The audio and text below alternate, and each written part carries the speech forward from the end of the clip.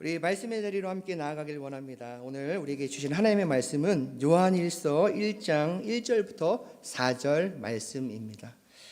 여러분이 가지고 계신 성경책도 있고요, 앞에 스크린도 있습니다. 우리 그 자리에서 일어나셔서 우리 함께 받들어 봉독하는데 4절밖에 안 되니까 한 목소리로 우리 함께 오늘 내게 주신 하나님의 말씀으로 우리 함께 합독합니다. 시작. 태초부터 있는 생명의 말씀에 관하여는 우리가 들은 바요, 눈으로 본 바요, 자세히 보고 우리의 손으로 만진 바라. 이 생명이 나타내신 바 된지라. 이 영원한 생명을 우리가 보았고 증언하여 너희에게 전하노니 이는 아버지와 함께 계시다가 우리에게 나타내신 바 된 이시니라. 우리가 보고 들은 바를 너희에게도 전함은 너희로 우리와 사귐이 있게 하려 함이니 우리의 사귐은 아버지와 그의 아들 예수 그리스도와 더불어 누림이라. 우리가 이것을 쓰면 우리의 기쁨이 충만하게 하려 함이라. 아멘. 우리 자리에 앉으시고요. 오늘 우리에게 주신 하나님의 말씀, 또 우리 함께 교독했지만 오늘 말씀을 선포해 주실 우리 목사님을 잠깐 소개해 드리도록 하겠습니다. 현재 우리 미국 남친민교단 신학교 중 하나인 우리 뉴올리언스 침례신학교 목회학 박사과정 총 디렉터를 담당하고 계시고, 또 교수로서 현직 또 하나님의 일꾼들을 가르치시고 또 훈련시키는 귀한 일들을 감당하고 계십니다. 참 귀한 목사님을 모시게 돼서 영광이고, 오늘 우리가 해야 될 일은 우리의 마음은 활짝 열고 기대하고 또 하나님의 음성을 들을 수 있는 은혜의 시간이 되어지길 간절히 소망합니다. 우리 목사님 나오셔서 우리 생명의 말씀이라는 제목으로 우리 말씀 선포해 주실 때 큰 은혜의 시간이 되시길 바랍니다. 우리 목사님 나오실 때 우리 환영으로 박수로 환영하도록 하겠습니다. 나오시겠습니다.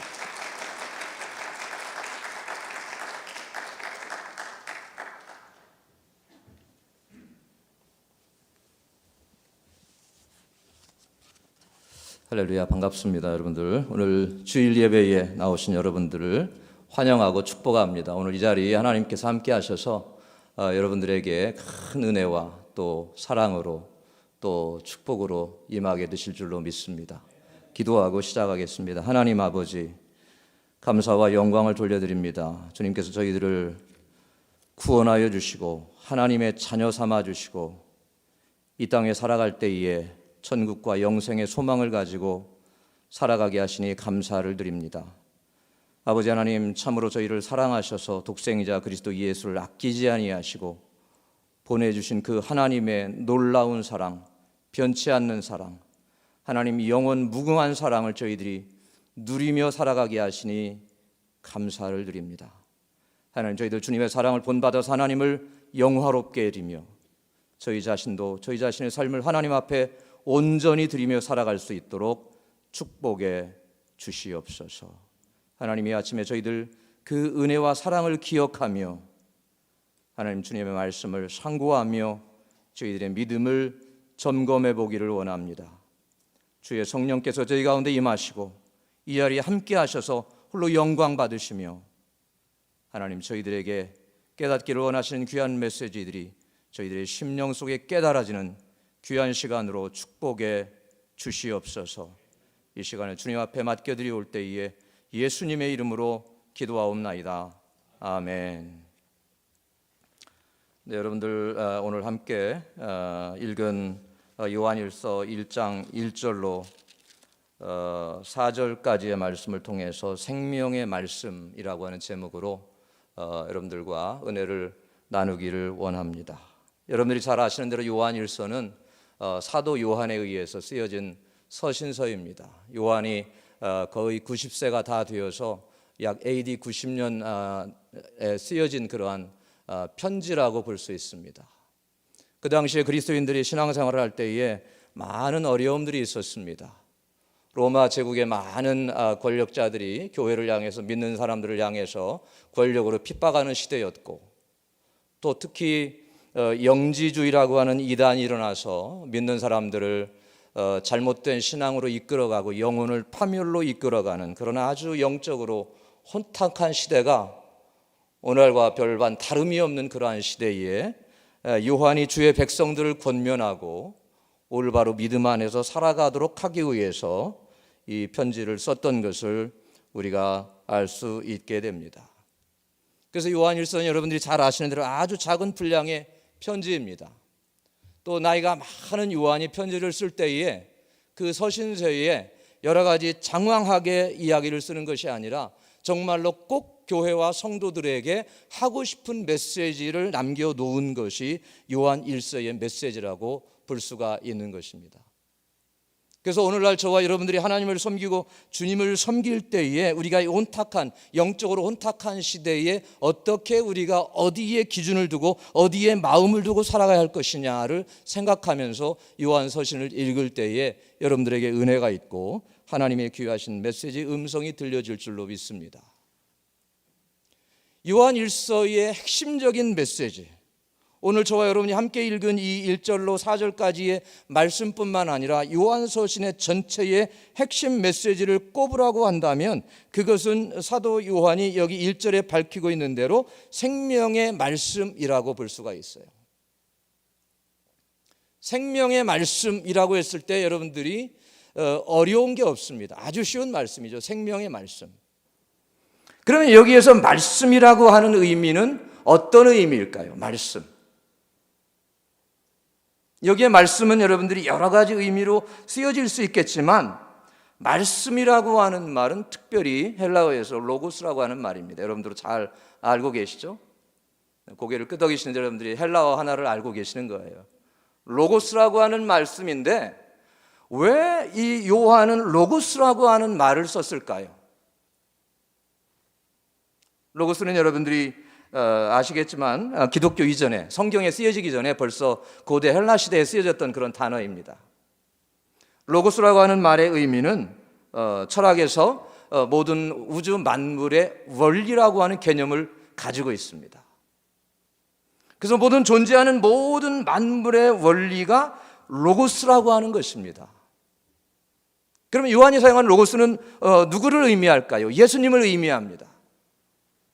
그러면 사도 요한이 로고스라는 말 대신에 생명의 예수님, 생명의 그리스도라고 하는 표현을 했으면 정말 알기 쉽고 오해의 여지가 없을 텐데 왜 로고스라고 하는 말씀을 사용했을까요?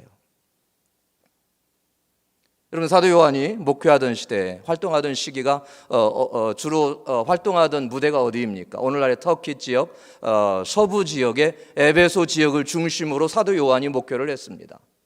팔레스타인 유대 땅이 아닙니다. 유대인들이 살고 있던 유대 땅이 아닙니다. 이방인들이 헬라 사상에 젖었던 그런 그리스도인들이 살고 있던 그런 땅에서 요한이 목회를 하고 있었습니다. 그래서 아마 사도 요한이 생명의 복음을 전하면서 여러분 나사렛 예수께서 여러분들에게 구주가 되시고 생명의 말씀이 되십니다라고 설교했다면 사람들이 그런 질문을 할 겁니다. 아니 도대체 나사렛 예수가 누굽니까? 도대체 왜 우리가 참 먼 낯선 곳 변방의 팔레스타인 땅에서 태어난 나사렛 예수를 구주로 메시아로 믿고 섬겨야 할 이유가 어디에 있습니까? 우리 땅을 보면 우리가 살아오던 이 땅을 보면 여러 가지 수많은 더 훨씬 더 훌륭한 신들이 얼마나 많이 있는데 왜 우리가 굳이 나사렛 예수, 팔레스타인 땅의 나사렛 예수를 구주로 믿고 섬겨야 하겠습니까? 라고 하는 그런 질문과 신앙의 도전들이 또 거부가 있었을 것입니다. 그래서 사도 요한은 모든 사람들이 이해하고 알기 쉬운 단어로 로고스라고 하는 말을 사용해서 생명의 주님 되신 예수님을 소개하고 있는 것입니다. 여러분, 정말로 예수님께서 여러분의 삶의 원리가 되시고 삶의 근본이 되시고 삶의 기초가 되신 분임을 믿습니까?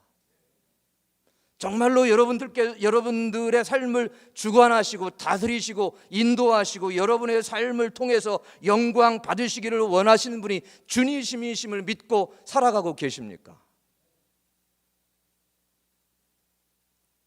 여러분, 이게 상당히 굉장히 중요한 문제입니다. 생명의 주님 되신 이 예수님께서 우리의 삶의 근본이 되시고 우리의 기초가 되시고 우리의 삶의 모든 것이 되시고 저와 여러분들이 주님을 떠나갈 때에 영원히 방황할 수밖에 없고 영원한 멸망 속에 처할 수밖에 없다는 사실을 여러분들이 기억하시기를 바랍니다. 여러분, 사람들이 살아가면서 많은 것을 의지하며 살아갑니다. 아마 여러분들도 나름대로 마음속에 여러분 나름대로 의지하면서 살아가는 것들이 있을 것입니다. 정말로 여러분들의 마음속에 내가 예수님이 아니면 살아갈 수 없다, 정말로 예수님 한 분만이 내 삶의 전부가 되시고 모든 것이 되신다라고 하는 확신과 고백이 여러분들에게 있습니까? 물론 저와 여러분들은 예수님을 믿습니다. 그래서 이 주일 이른 아침에 여러분들이 몸된 교회 나와서 주님을 찬양하고 예배 드리는 것 아니겠습니까? 그러나 정말로 내 삶의 모든 것이 다 잃어버려져도, 내 삶의 모든 것이 다 없어져도 예수님 한 분만이면 내가 정말로 하나님 앞에서 감사하며 기쁨으로 살아갈 수 있다라고 하는 고백이 여러분들의 심령과 마음속에 있습니까?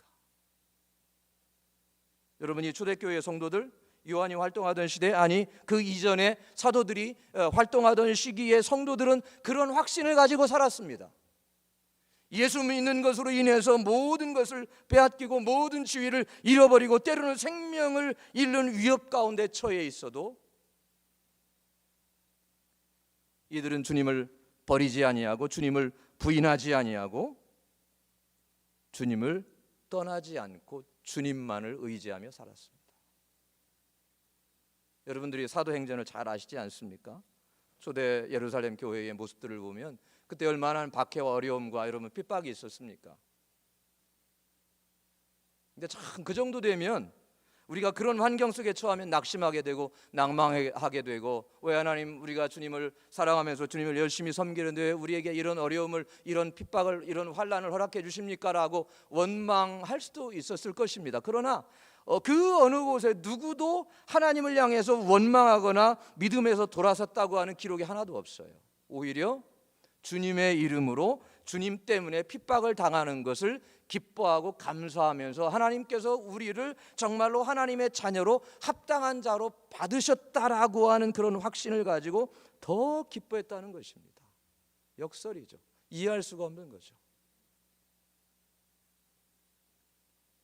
정말로 여러분의 삶 속에 예수님으로 인하여 모든 것을 다 잃을지라도 정말로 그분 한 분만을 붙잡고 살아갈 수 있는 확신과 믿음이 여러분들에게 있습니까? 저는 오늘 이 아침에 여러분들이 그런 확신과 그런 믿음을 가지고 살아가시기를 간절히 바랍니다. 예수님께서 로고스가 되신다, 삶의 근원이 되신다. 또 사도 요한은 예수님을 소개할 때 생명의 말씀에 관하여는 그랬어요. 예수님을 소개할 때에 예수님께서 생명의 말씀이시다 그랬습니다. 생명의 말씀이시다. 이건 어떤 의미입니까? 예수님께서 생명이시고 그분이 생명을 주시는 분이고 그분이 우리에게 정말로 넘치는 생명력을 힘입어 살아갈 수 있도록 인도하시는 분이다라고 하는 의미에서 쓰여진 것입니다. 다른 말로 말씀을 드리면 예수님을 떠나면 생명이 없다는 말씀이에요. 어떤 분들은 그런 생각을 하실 겁니다. 아니, 내가 이미 살아서 이렇게 살아 움직이는데 왜 또 다른 생명이 필요하다고 여기느냐. 물론 우리가 살아 있습니다. 그러나 이 우리가 살아있는 육신의 생명만으로는 소망이 없습니다. 왜? 육신의 생명은 하나님의 심판과 진노와 저주 아래 놓여 있는 거고요. 육신의 생명이 떠날 때에 우리의 육신의 생명도 영원한 멸망 가운데 처할 수밖에 없는 거예요. 우리가 육신으로 살아가는 것은 여러분 이 땅에서 잠시 동안 살아가는 겁니다. 우리가 하나님의 생명, 영원한 생명, 정말로 영원히 하나님과 누릴 수 있는 생명은 예수님께로부터 온다는 사실을 믿으시기 바랍니다. 예수님께서 우리에게 생명을 주시기 위해서 그분이 우리의 죄와 허물을 짊어지시고 십자가에 못 박혀 달려 돌아가셨습니다. 그분의 생명을 주셨습니다. 그분의 피를 십자가에 흘리셔서 그 흘리신 피로 우리의 죄와 허물을 깨끗하게 씻어 주셨습니다. 우리가 그 사실을 믿고 고백하고 주님 앞에 나아갈 때에 주님의 생명이 우리 안에 넘쳐나게 될 줄로 믿습니다. 그 신학자들은 그것을요 치환이라고 합니다. 치환이라고 하면 서로 교환한다, 바꾼다 그런 의미가 아니겠습니까? 그래서 우리 안에 있는 저주, 우리 안에 있는 죄악, 우리 안에 있는 허물들이 주님께로 옮겨가고 주님의 의와 주님의 거룩하심과 주님의 생명이 죽을 수밖에 없는 우리들에게 옮겨오는 것입니다. 그 세상에 수많은 사람들이 예수님을 믿기를 거부합니다. 그러나 예수님께서 생명의 말씀, 생명을 주시는 말씀이라고 하는 사실을 깨달을 때에 여러분 어떻게 우리가 주님을 거부할 수 있습니까? 참 저 여러분들이 이 시대에 이 마지막 때에 기도할 것은 여러분 세상에 살아가는 수많은 사람들, 주님의 은혜를 알지 못하고 주님의 사랑을 알지 못하고 살아가는 수많은 사람들이 이 생명의 말씀 되신 예수님을 깨닫도록 하기 위해서 우리가 기도해야 하는 줄로 믿습니다. 여러분 이게 사람으로 설득이 되는 게 아닙니다. 여러분 우리의 논리로 설득이 되는 게 아닙니다. 성령 하나님께서 임하셔서 사람들을 깨우쳐 주시고 정말로 영안을 열어주시고 마음문을 열어주실 때에 사람들의 마음이 그제서야 주님을 바라보고 깨닫는 역사가 이루어질 줄로 믿습니다. 저 여러분들이 한번 주님을 믿을 때에 한번 시기를 생각해 보십시오. 여러분들이 스스로 내가 예수님을 믿어야지, 예수님께서 생명의 구주가 되시니까 내가 믿어야 되겠다라고 그래서 믿은 분 계십니까? 한번 그런 분 계시면 한번 좀 이렇게 손을 들어 보십시오. 나는 어느 날 갑자기 예수님께서 생명의 구주가 되시다, 그분이 나를 구원해 주신 분이다, 내가 그분을 믿고 섬겨야 하겠다, 그래서 자발적으로 교회에 가서 깨닫고 섬기신 분 계세요?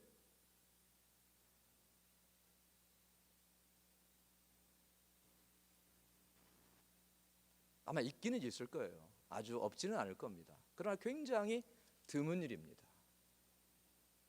누군가가 여러분들에게, 저와 여러분에게 복음을 전해서 그 생명의 말씀을 어느 순간에 깨닫고 예수님께서 구주가 되신다라고 하는 확신을 가지고 여러분 점점 믿음 안에서 자라가게 되는 것입니다. 그래서 여러분들이 여러분의 주변에, 여러분의 가족들 가운데, 여러분들의 이웃들 가운데에 주님의 사랑을 알지 못하는 분들이 있으면 여러분들이 절대로 포기하시면 안 됩니다.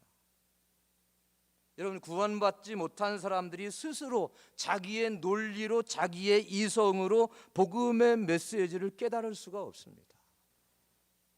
성령이 임하시고 하나님께서 임하셔서 마음을 열어주시고 영안을 열어주실 때 예수님께서 생명의 말씀이 되시는 분이구나라는 사실을 그때 비로소 깨닫는 거예요.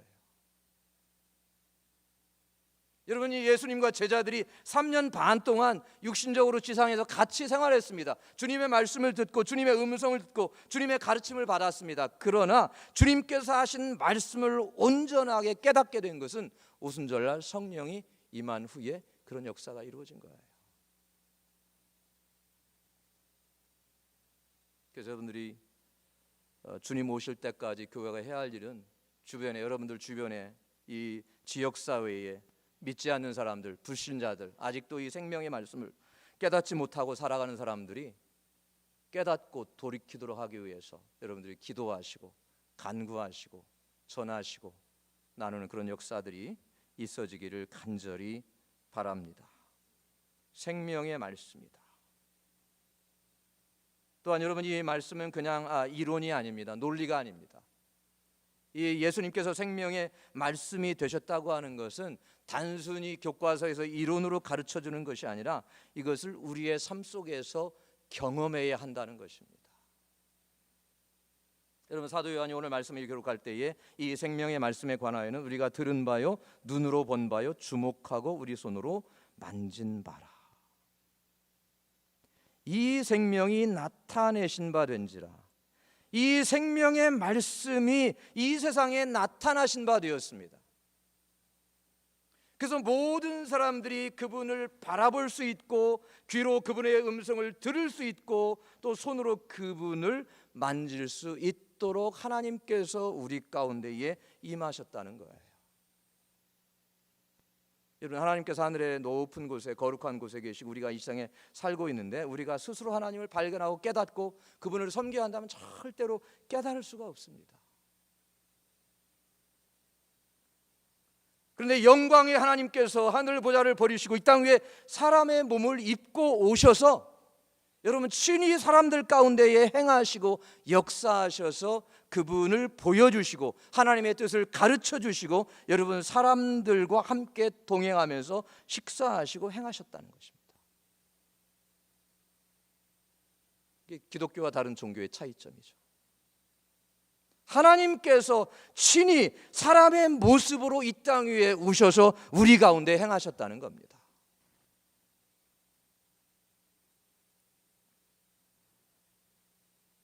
아니 그거야 2000년 전의 일이고 지금은 예수님이 어디 계십니까? 하늘에 계시죠. 하늘에 계시죠. 우리 가운데 우리가 어떻게 그분의 음성을 듣고 그분을 만지고 우리가 그분을 바라볼 수 있겠느냐? 이미 지나간 일이 아니겠느냐? 우리는 안 된다. 뭐 그런 생각을 하실 수도 있겠습니다. 그러나 예수님께서 승천하신 다음에 우리 가운데 누가 임하셨습니까? 성령님께서 저와 여러분들 가운데 임하셨습니다.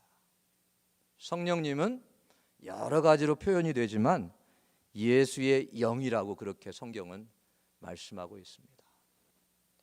성령님이 믿는 자들의 삶 속에 임하실 때에 그분을 통해서 주님의 말씀이 깨달아지고 여러분 주님의 놀라운 사랑의 은혜가 깨달아지고 그분의 음성이 들려지기 시작하고 여러분 그분의 모습이 여러분 우리 마음에 새겨져서 우리가 주님을 따라가면서 살아가도록 인도해 주신 줄로 믿습니다.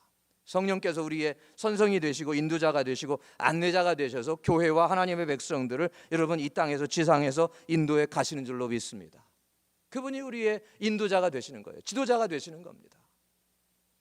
성령 하나님 우리 가운데 계셔서 예수님을 깨닫게 하시고 예수님의 형상을 본받게 하시고 우리가 하나님의 뜻을 깨닫고 그분과 동행하는 삶을 살아가도록 인도해 주시는 줄로 믿습니다.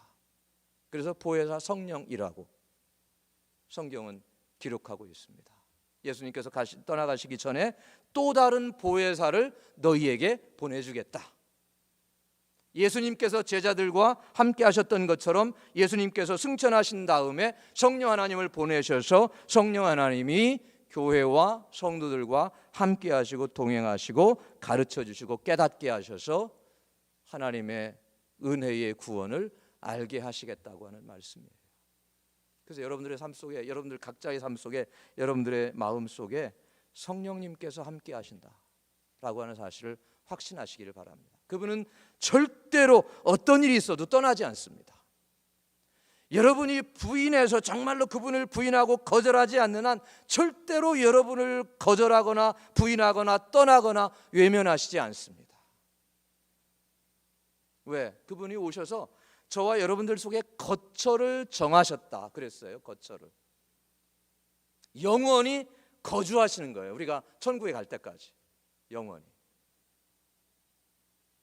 그러므로 여러분들이 매일 매 순간마다 주님의 은혜를 구하고 그분의 뜻을 구하고 정말로 그분의 도우심을 구할 때에 성령님께서 여러분과 함께 계셔서 여러분의 기도를 들으시고 여러분의 신음을 들으시고 여러분의 부르짖음을 들으시고 여러분의 삶의 처지와 형편을 아시고 여러분들을 하나님의 뜻으로 하나님의 은혜로 인도에 가시는 줄로 믿습니다. 여러분 주님을 믿는 자들, 주님을 따르는 자들은 이 세상에서 절대로 여러분 실패하지 않습니다. 신앙에 실패가 없습니다. 물론 우리 자신이 때로는 무지하고 주의 뜻을 알지 못해서 잘못 선택하거나 잘못 행하는 때가 있습니다. 그러나 우리가 회개하고 돌이킬 때에 주님께서 우리를 사해 주십니다. 그래서 주님 오실 때까지 여러분들은 절대로 여러분이 가진 이 생명의 말씀, 주님께서 주신 영원한 생명을 빼앗길 수도 없고 잃어버릴 수도 없다는 사실을 확신하며 살아가는 여러분 되시기를 바랍니다. 여러분이 이 주님을 경험해야 합니다. 체험해야 합니다. 주님과의 동행을 끊임없이 계속하는 삶을 여러분들이 계속하시기를 바랍니다. 이 생명이 나타내신 바 된지라 이 영원한 생명을 우리가 보았고 증거하여 너에게 전하노니 이는 아버지와 함께 계시다가 우리에게 나타내신 바 된 자니라. 3절에 우리가 보고 들은 바를 너희에게도 전하면 너희로 우리와 사귐이 있게 하려 함이니. 여러분, 이 생명의 말씀을 왜 우리가 전해야 하느냐? 사람들이 우리와 사귐이 있도록 하기 위해서. 사귐이라는 말은 무슨 말입니까? 사귄다라고 했을 때에 뭐 친구를 사귈 수도 있고 또 연인으로 사귈 수도 있고 그럴 때 사귄다는 말을 쓰죠. 그런데 우리가 사람들을 하나님께로 인도하는 것도 사귐입니다. 사귐. 헬라어 원어로 코이노니아라고 하는 그런 의미로 쓰여졌죠. 여러분들이 이 생명의 말씀을, 여러분들이 마음에 받은 생명의 말씀을 사람들에게 전하고 증거할 때에 사람들이 그 생명의 말씀을 받아들여서 몸된 교회에 연합하게 되면 여러분, 그분들과 우리들 가운데에 새로운 사귐이 이루어지게 되는 겁니다. 그런데 이 사귐은 거기에서 그치지 않습니다. 더 나아가서 우리의 사귐은 아버지와 그 아들 예수 그리스도와 함께함이라 그랬어요. 여러분, 사람의 사귐은 그냥 만나서 대화하고 여러분 식사하고 함께 어떤 일을 하고 헤어지면 그만입니다. 여러분, 거기서 그치는 거예요. 그러나 교회의 사귐은 우리가 생명의 말씀을 깨닫고 그분을 사람들에게 나누고 전해서 사람들이 그 말씀을 받아들이고 주님 앞에 나와 우리가 함께 사귐이 이루어지면 그분들이 또다시 하나님과 예수님과의 사귐이 이루어진다는 말씀입니다. 교회에 여러분 이 사귐이 확장되어질 때에 이 확장이 주님께로, 하나님께로, 성삼위 하나님께로까지 이어지고 연결된다는 것입니다. 여러분, 저는 이것이 하나님 나라의 확장이라고 생각을 합니다. 교회가 또 저와 여러분이 구원 받았을 때 하나님께서 저와 여러분에게 복음 전도, 선교, 증거의 사명을 주셨습니다. 우리가 사명을 생각하면 참 이게 힘든 것 같아요. 사명하면 나하고는 뭔가 좀 관계가 없는 것 같고 나는 아직 준비가 안 되어 있는 것 같아요. 그러나 여러분, 사명을 어렵게 생각하실 필요가 없습니다. 여러분이 정말로 예수님의 구원의 어떤 은혜를 확신하고 예수님께서 내 생명의 구주가 되신다는 사실을 확신하고 그것을 주변에 있는 사람들에게 나누고 그분들이 그 사실을 깨닫고 받아들여서 몸된 교회에 나오게 될 때에 그게 저는 선교의 가장 근본적인 시작이라고 생각을 합니다. 왜? 그렇게 되면 그분들이 하나님과 성삼위 하나님과 사귐, 코이노니아가 이루어지게 되는 거거든요. 그래서 교회가 여러분들 멀리 타문화권 다른 나라에도 선교사들을 파송해야 합니다. 또 주를 믿지 않는 사람들을 찾아서 지역사회에 찾아 나가서 복음을 전하고 전도를 해야 합니다. 굉장히 중요합니다. 그러나 모든 사람들이 다 이런 자기의 삶을 다 포기하고 선교회지에 나가라고 주님은 그렇게 말씀하시지 않았습니다. 여러분이 하고 있는 모든 직업을 다 내려놓고 선교사가 되어라 라고 그렇게 부르시는 분이 아닙니다. 어쩌면 주님께서는 여러분의 삶을 통해서 여러분이 깨달은 예수님, 여러분이 정말로 마음속에 깨닫게 된 예수님의 은혜, 그 은혜가 감사하고 정말로 이 은혜가 갚을 수 없는 은혜라고 하는 생각으로 주변에 있는 분들에게 그 은혜를 나누고 사람들을 교회로 초청하고 몸된 교회로 초청하고 또 하나님께로 초청할 때에 그것이 여러분의 삶 속에서 이루어지는 선교라고 저는 분명하게 믿습니다. 그래서 여러분들이 거창하게 생각하지 마시고요, 내 주변에 있는 분들, 내 가족들 가운데, 내 친척들 가운데, 내 친구들 가운데, 내 이웃들 가운데, 내 동료들 가운데에 내가 정말로 이 사랑을, 이 은혜를 나눌 만한 사람이 누구인가를 찾아서 기도하시고 그분들에게 생명의 말씀을 나눌 때에 여러분 주님께서 영광 받으시고 또 여러분들에게 크신 은혜가 있을 줄로 믿습니다. 왜 우리가 이런 일을 해야 하느냐? 4절 말씀에 우리가 이것을 쓰면 우리의 기쁨이 충만케 하려 함이라. 여러분 우리가 살아가면서 기쁨으로 살아가기를 원합니다. 또 행복하게 살아가기를 원하죠. 모든 사람들의 바람일 것입니다. 그런데 여러분 진정한 기쁨, 지고한 기쁨이 어디에 있는 줄 아십니까? 이 땅에서의 가장 큰 기쁨은 멸망할 영원히 멸망할 수밖에 없는 영혼이 예수 그리스도의 생명의 말씀을 듣고 회개하고 주님께로 돌아와서 주님과의 사귐의 관계가 형성되어질 때에 여러분 그것이 가장 큰 기쁨인 줄로 믿습니다.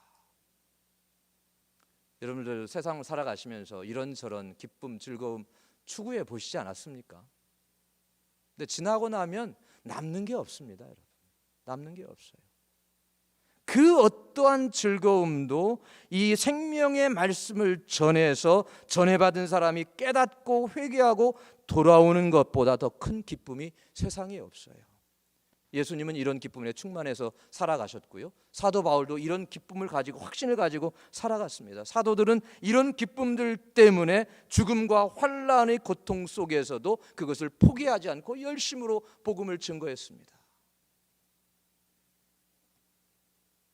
여러분 여러 가지 시대의 징조들을 보면 주님 오실 날이 멀지 않았습니다. 아마 여러분들 그런 생각을 아마 해볼 거예요. 세상이 왜 이렇게 됐나? 주님이 오실 때가 가까이 왔나? 그런 생각을 해보실 겁니다. 그러나 저는 개인적으로 주님 오실 때가 멀지 않았다고 그렇게 확신을 합니다. 이런 세대 속에서, 혼란하는 세대 속에서 여러분들이 더 이 생명의 말씀을 구하십시오. 생명의 말씀 되신 예수님께 여러분들의 삶을 더 여러분들이 더 투자하시기를 바랍니다. 더 여러분들이 주님을 섬기시고 더 주님 앞에 예배하시고 더 기도하셔서 정말로 이 시대 이 세대에 내가 사는 이 삶 속에서 주님이 원하시는 삶이 무엇인가를 깨닫고 발견하고 그래야 여러분의 삶에 놀라운 기쁨, 정말로 사라지지 않는 기쁨, 그런 은혜가 넘쳐나는 여러분 되시기를 간절히 바랍니다. 기도하겠습니다.